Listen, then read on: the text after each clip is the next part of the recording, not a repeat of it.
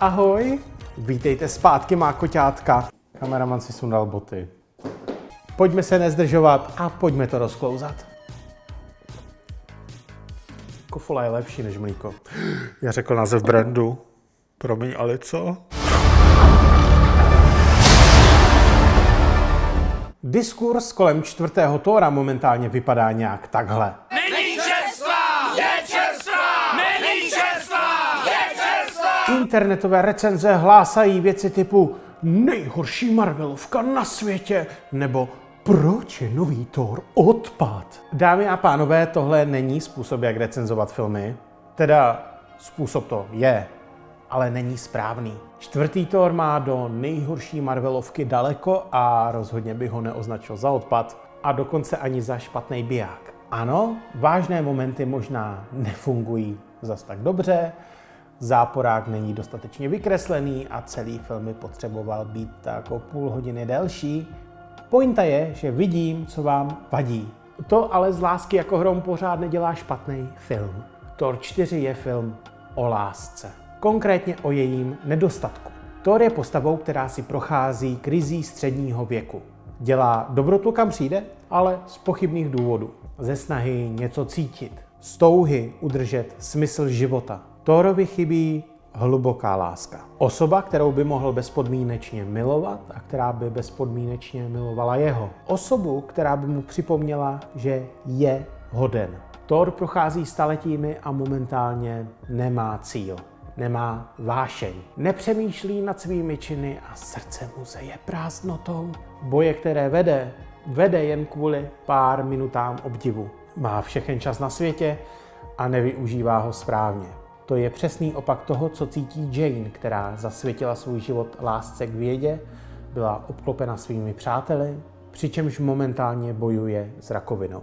Její čas se krátí. Uvědomuje si, že nezáleží na tom, kolik času máme, ale jak s ním naložíme. Fakt, že je jí dána možnost zužitkovat Thorovu moc, je pro ní poslední příležitostí, jak ve světě něco změnit a užít si trochu legrace. Když je před ní Thor postaven, snaží se své nejistoty schovávat ještě víc. Udělá si honosnější kostým a žádlí na fakt, že jeho bývalé kladivo je teď s jeho bývalou přítelkyní, aniž by si sám uvědomil, že ji učinil hodnou tím, že ji miloval.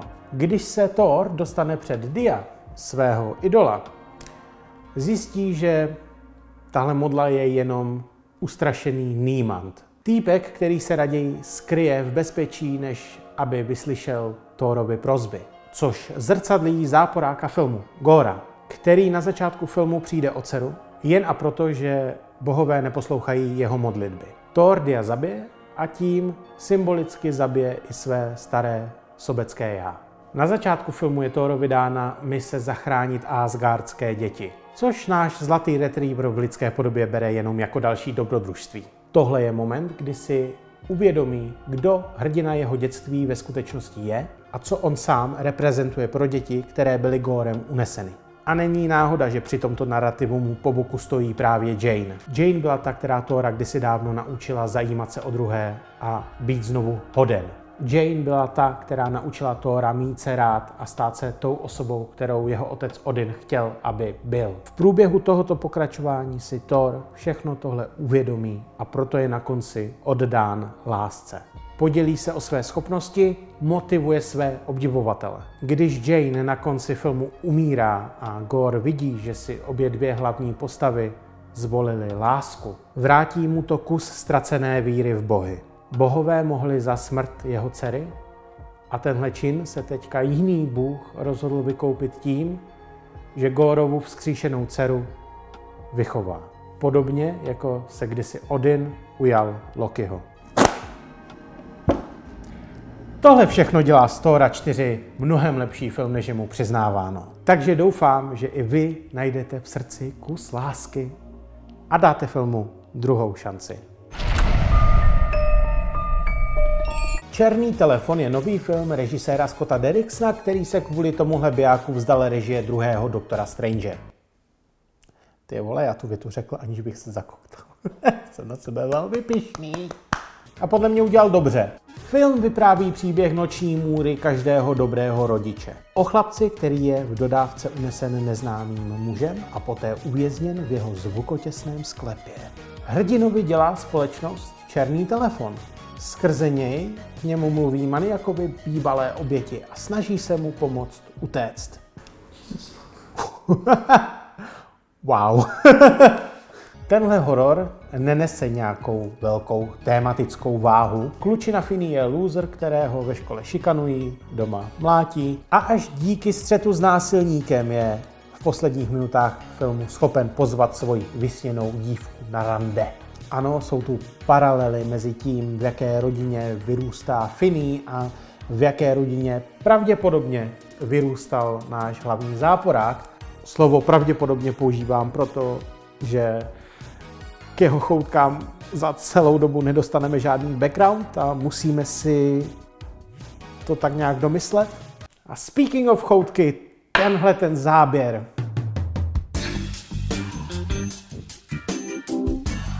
Yeah, I would suck his dick. V Americe je tenhle film hit. Konec konců mluví o něčem, co se v USA děje až příliš často. Dle statistik je ve Spojených státech zmizení dítěte nahlášeno zhruba každých 40 sekund. To znamená 840 000 dětí ročně. Z toho asi 27% tvoří únosy člověkem, který není součástí rodiny. Černý telefon není filmem, který by poučoval a tvářil se jako důležitý kus kinematografie. Ale mluví k něčemu v každém z nás, protože i my jsme byli děti, které rodiče varovali před tím, aby se nestýkali a nemluvili s cizími lidmi. A v tom je jeho síla, což je něco, co by každý správný horor měl divákovi dopřát. A teď si naliju znovu kofolu. 2 recenze za mnou, 3 přede mnou. Chtěl jsem říct, moc jsem toho polknul, ale konotace. Všechno všude najednou. Je o Číňance Evelyn, která se s manželem přestěhovala do Ameriky, aby zde provozovali prádelnu. Společně mají gay dceru. Jednoho dne se ale k Evelyn dostane verze jejího manžela z mnoho vesmíru a varuje jí před verzí její dcery, která plánuje zničit celé soucno za pomocí koblihy. Ano, slyšeli jste správně.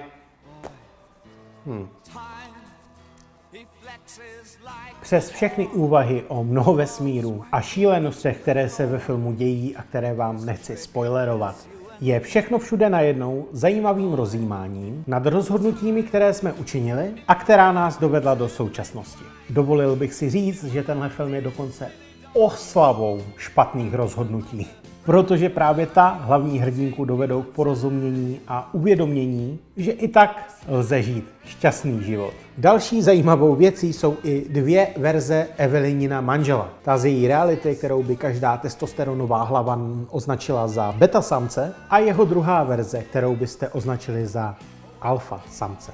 A to není můj výmysl, jeho vesmír, ze kterého je, se doslova jmenuje Alfa vesmír. Film je oslavou bet. Oslavou nekonfliktních řešení a ukázkou toho, že křehká duše, dobrota a maskulinita jdou ruku v ruce. Mimochodem, alfa a beta samci? Blbost. Je to blbost. A tenhle film to metaforizuje. Koncept dominantního alfa samce pochází z chybného sledování vlků ve 40. letech. Vlků ve smečce. Navíc to byli vlci, kteří byli drženi v zajetí. Ve skutečnosti v přírodě se vlk stává alfa samcem protože zbytek jeho smečky tvoří jeho vlčice a jejich štěňata. A kobliha je hnusná.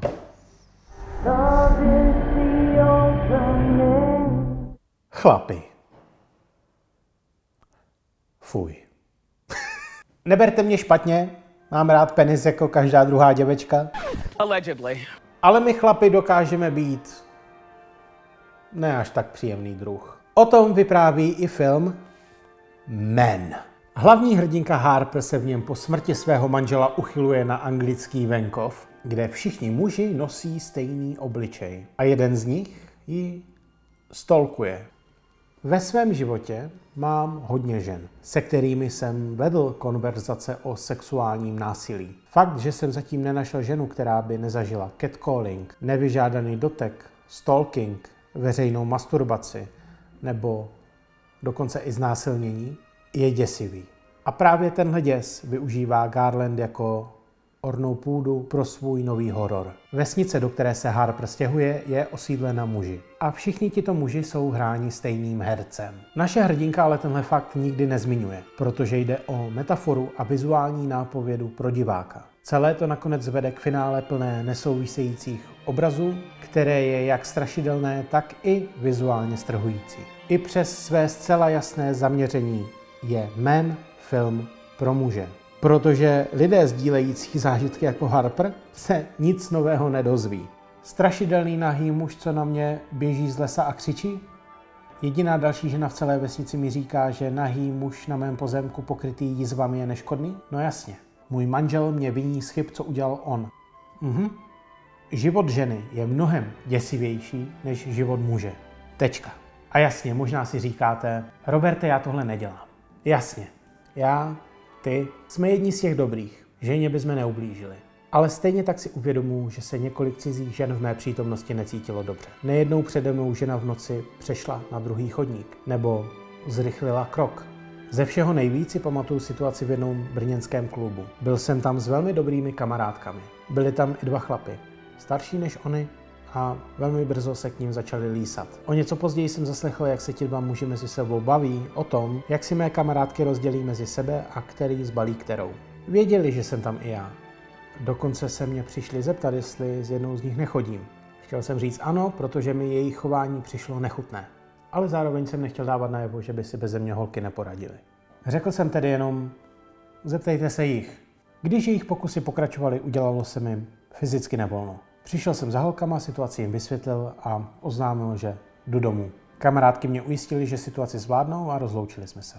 Ale i po příchodu domů jsem se o ně upřímně bál a koukal jsem, jestli jsou online na Facebooku. Další den jsem je viděl a jejich večer probíhal bez problémů a naštěstí se nikomu nic nestalo. Ve své podstatě jsem neudělal vůbec nic špatně, ale celý ten zážitek mě vhodil do vcelku ponuré reality, před kterou jsem dřív zavíral oči a nechtěl ji vidět. Umění může být katalyzátorem pro uvědomělou konverzaci. A to Men nabízí. Pojďme uvolnit trošku situaci, já si tady naliju kofoli. Na tom hrnku je kombinace cukru, ještě víc cukru. Každý díl nějaký jedno špatný rozhodnutí asi musí být. Na streamu se dneska podíváme pouze na jednu věc. Původně jsem chtěl zhodnotit i 4. Stranger Things, ale Jindřiška Bláhová s Kamilem Filou to ve svých videích shrnuli celku dobře a mám pocit, že už není co dodat, takže se běžte kouknout na jejich videa, se kterými hluboce souzním.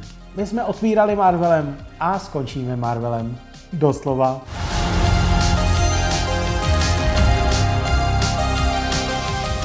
Na Disney Plus ukončila svůj 6týdenní tah Miss Marvel. Kamala Khan je teenagerka z New Jersey. Teenagerka, co se snaží udělat řidičák, vykoumat svoji budoucnost a má hlavu v oblacích. Kamala Khan je taky pákistánská muslimka, která zápolí se svými kořeny a osudem, který jí byl předurčen. Miss Marvel otevírá důležitý milník pro reprezentaci v Hollywoodu, protože tu poprvé máme seriál pro mladé, čistě s muslimským obsazením. Iman Vellani, Mohan Kapoor, Fawad Khan, u kterého jsem zjistil, že má líknutý porno video, a já ho viděl a té slečně v něm neskutečně závidím. Velkou součástí téhle show je i jakási dějepisná linka o rozdělení Indie v roce 1947. Seriál jde do detailu, ale v rychlosti. Jde o událost, při které došlo k Brity ovládané Indii na rozdělení země na dva celky. Dominium Indie a Dominium Pákistán. Dominium Indie pro hinduisty a Dominium Pákistán pro muslimy. Vše zrcadlí i záporáci seriálu, kteří k nám přišli z jiné dimenze, kam se zoufale snaží vrátit. Ale není jim to dovoleno. Podobně jako mnoha Pákistáncům nebylo dovoleno vrátit se do domovů, o které při rozdělení přišli. Já nejsem muslim a osobně mám s tímto i se všemi dalšími náboženstvími své spory, o kterých bychom se tu mohli bavit hodiny. Ale pravdou je, že mi při sledování několikrát hlavou problesklo shit, to znám, vím, o čem mluví. A to je ve výsledku důležité. Hlavně pro mladší diváky, na které Miss Marvel cílí. Mě s Kamalou jako Roma spojuje hlavně naše původní pradávná domovina, Indie. Jsem si ale jistý, že někde tam venku právě teď žije dítě, které při sledování seriálu vidí samo sebe na 100%. A to nic na světě nezmění. Ani fakt, že na ČSFD si Miss Marvel nezaslouženě odnesla pouhých 58%, což je méně, než má Venom, který byl strašný. O bože. Vem si kofolu. Tak, to máte ode mě jako dárek. Já se s váma loučím a přeju vám příjemně teplý srpen.